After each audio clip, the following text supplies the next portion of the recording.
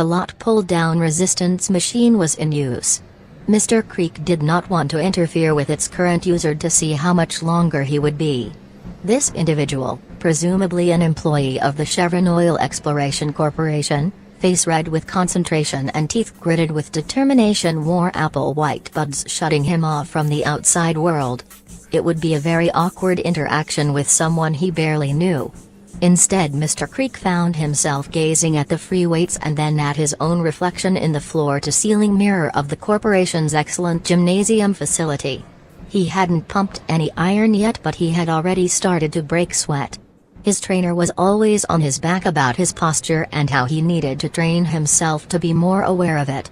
Thinking about what his body looked like before moving to Lagos, he tried to look at his situation objectively. How his arms fell slightly forward and his shoulders seemed to draw into his chest. Turning around, he saw a definite curvature in his spine. "You look bad, Mike," he thought to himself. Before he could resolve a personal pact to get fit, his mind, as it always seemed to in moments of private reflection, drifted back to the woman.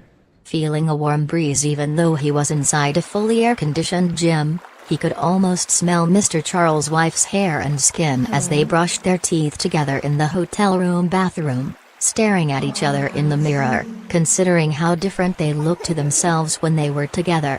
Looking into this mirror now, though, Michael was alone, self-contained, disaffected. He meant so little to anybody in the room. He didn't even work here, he didn't recognize anybody in the gym. He had to be discreet, for the sake of the business. He was always discreet, always careful. The phone in his gym shorts vibrated. Feeling a tremble as he unlocked the screen, he imagined her mind sharing the same intimate reminiscence he had. A text of confirmation and affirmation of their love, perhaps? No. Instead of her name, he saw a small CGI alarm clock dancing. He had a meeting to attend with Mr. Charles. Mr. Charles' secretary smiled and lowered her memory board as Creek approached the office. She knew him well and it was barely necessary, but nevertheless she waved her approval and sang, "Mr. Creek, sir," into the intercom. Mr. Charles did not respond. Creek was already opening the door to his office. Mr. Charles was on the phone by the large window, one leg raised and bent to rest on the ledge. Mr. Creek sat on the comfortable leather couch and waited, listening to the conversation and trying to figure out who it could be. Mr. Charles held his hand over the phone. "The Congolese," he said. Michael nodded. "Could I just stop you there? A close business associate of mine has just arrived. Mr. Creek, you remember? Do you mind if I put you on speaker?" Mr. Creek could just about make out a muffled nod at all from his position on the couch, and Mr. Charles consequently pushed a button on the phone and returned the handset. "Hello, Mr. Creek," the phone said. "Hello, Don." Michael recognized the voice. It was Don Patrick, a close personal aide to the President of the Democratic Republic of Congo. Creek knew what this was all about. He had seen the headlines this morning. Congolese rebels strengthen their hold in the south. "I understand you are having a little trouble with some small-time bandits. I'm sure we can assist." "No, Creek, you don't understand.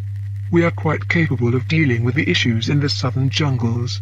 We urgently require assistance with an uprising in the north. This must be kept discreet. We have a large order that we need to be processed and delivered as soon as possible. We are willing to pay above and beyond the usual costs for this service. I must insist that you take the utmost care to keep this deal as secretive as possible. As always, we will contact you with a number and our requirements through Agent Isiewu." "Does Ewu have the information yet?" "We passed on our requirements about an hour ago, yes. He should be on his way to you now." "Excellent." "As I have said, speed and discretion are of the utmost importance and you will be rewarded handsomely for your efforts." "Don't worry, Mr. Patrick, everything will be fine. We are well fixed to accommodate an order of this nature at the present time. We will confirm the details with you through the agent as soon as a plan has been finalized, before the end of the day. Goodbye, Mr. Patrick." Mr. Charles turned off the phone and sat down. "This could be good for us, Charles. Can we really pull it off? Well, unless they are looking for a nuclear submarine, I am sure we can get what they need on quick too. Our cache is currently full of Kalashnikovs from the Egyptian deal and Korean Mk-19s and RPGs from the deal with Tivoli. And the UN? Still clueless. The sanctions around Congo are as weak as water, especially with Bobo to smooth things through the government account. It's unbelievable how much our operation has improved since he came on board with us. The intercom flashed and beeped. Mr. Charles pushed the speaker button. It's Mr. Ray Wu to speak to you, Mr. Charles. Very good, send him through, Janice. SEA Wu, my good man. Excellent to see you. Charles stood up, holding out both arms graciously. Mr. Creek remained seated with a pensive look on his face. Please, don't call me that stupid goat-head code name. It's not really necessary, and here is it. Babu remained at a distance from the American men. Dr. Babu will do nicely, Charles, and you would do well to remember that. Michael, I trust you are well? SEA Wu, sorry, force of habit, Dr. Babu. Please sit down, doctor. You're making me as nervous as a nun in a whorehouse. Babu sat down and flashed a look of disgust in response to the elderly American's vulgarity.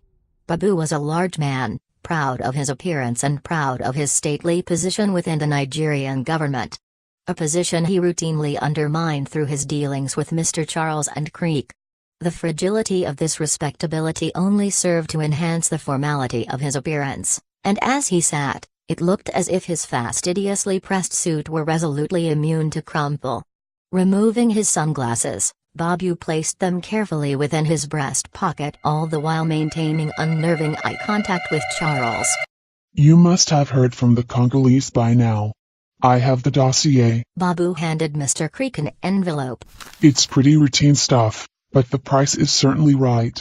It's unimaginable. But some things have come to light that might make it difficult to complete the transaction through the usual channels. What are you talking about? Cut to the chase, man. We aren't playing cricket. Dear God. Do you remember the Liberian deal from a few years back? Dr. Babu asked, unflinching in the face of Charles' verbal assault. Of course, and as I remember, it was a tremendously smooth deal, completely above board. Well, I know that's how it looked to us, but there's a Mr. Edward Wark, Californian I think. He's over here working with the embassy. He's investigating the Liberian military accounts, and the paper trail could easily lead back to us. I've met him. He's thorough, and a regular fucking George Washington. You would be wise not to rock the boat right now. There's some rot growing. You know full well that the nature of the deal could jeopardize your security, considering that Wark undoubtedly will, ask to inspect your accounts. Soon. Dr. Babu, my good friend, this is a responsibility. If you can't smooth this over, then why the fuck are we working with you? You have profited greatly from us, and you know your part in our enterprise is to deal with matters such as this. If you can't figure this work fuck out, then we are going to have to find you a different role, in the interests of maintaining our delightful business relationship. Right, Michael? Mr. Creek nodded. Charles, look at this figure. Creek passed over the document. Charles, rationalizing the sum silently, did not respond but turned back to Babu. Thanks very much, Babu. This is great, but if you want to get paid any more than a prepubescent on a newspaper round, you are going to have to put in some serious work. I understand the nature of the new situation with this Wark character. We will complete the transaction through the Libyans. Can you leave the country for a few days? Of course, if the price is right. 25%. I want 30% and not a penny less. 25% or you're out, you cheeky fuck. Charles chuckled at his crippling of Babu's crystalline demeanor. Fine, but I'm flying first class. Ha, I wouldn't expect anything less. We'll contact you, Babu. Don't switch that pager off. Keep it fucking charged. Ha. Till then. Till then, Charles. Creek. Babu put his sunglasses back on, stood up, nodded at his associates and left the room, curtly closing the door behind him.